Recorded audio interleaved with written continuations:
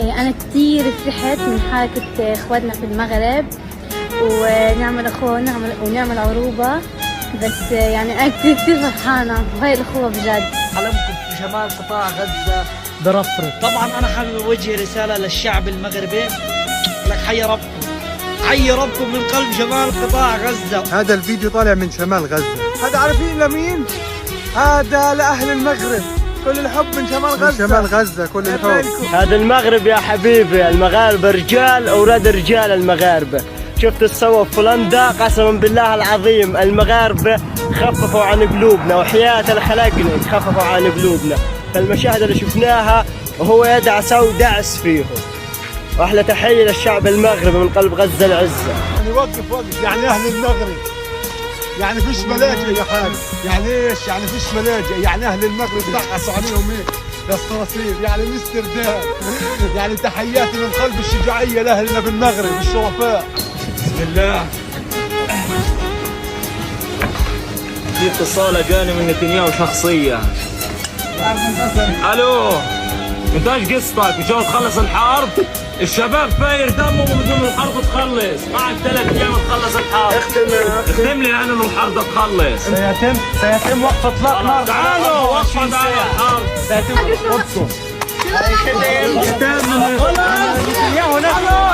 من شمال قطاع غزة شكرا لكل مغربي حر شريف اللي سويتوه في الاسترداد. والله رفعتوا روسنا، والله خففتوا علينا في اللي سويتوه. اقسم بالله لفيت شمال قطاع غزة عشان الاقي العلم تاعكم، ولقيته والحمد لله، وهلقيت حيرفرف من قلب شمال قطاع غزة. شادوا اكبر. بنودي احلى تحية لهولندا المغربية، علمهم معنى الحرية وعاش المغرب عاش عاش عاش المغرب عاش عاش المغرب عاش عاش عاش المغرب عاش. ولك ابن المغرب دعسهم، ولك ما فشلت حبة عينه اللي بيسيء لفلسطين، وابن المغرب موجود يسعد دين البطن اللي جابكم من شمال غزة.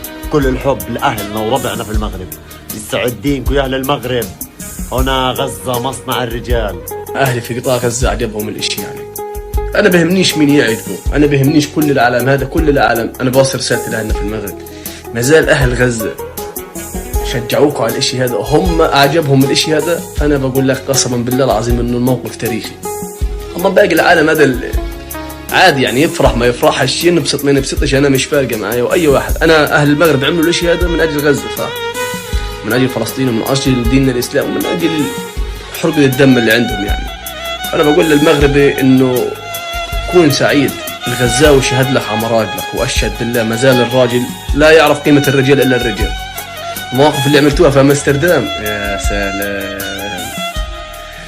خليتوا العالم كلها تحكي فيكم.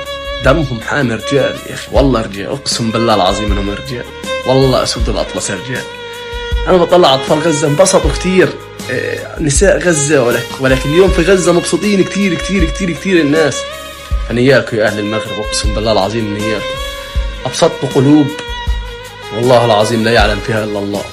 والله العظيم هذول اللي في غزة إيش ما بدك تعمل لهم مش هتخليهم ينبسطوا. والموقف هذا غير نفسيتهم تماما. لسه خلى في أمل إنه في ناس بتحبنا، في أمل إنه في رجال، في أمل إنه في شعوب العربية هتتحرك، في أمل إنه إحنا بنغرع بعض، في أمل إنه إحنا لسه إخوة وهنناصر بعض بإذن الله تعالى. نيابة عن أهلي في قطاع غزة بقول لها إن في المغرب الله يجبر بخاطركم دنيا وآخرة، وزي ما زرعتوا هالفرحة والابتسامة اللي إحنا كنا محتاجينها وفي الوقت المناسب أجتنا، الله يا رب يعوضكم عوض خير ويديم أيامكم كلها سعادة، ويجعلنا هيك إحنا وإنتم نتلاقى في مسجدنا اللي بوحد ديننا الإسلام بإذن الله تعالى. لا إله إلا الله محمد رسول الله. حب عظيم لأهلنا في المغرب من أبناء غزة لعيون أهلنا في المغرب. شكرا كتير، شكرا يا أصحاب المواقف الصعبة في ساحات الحرب لا يذكر إلا الرجال يا أهل المغرب. تحياتي.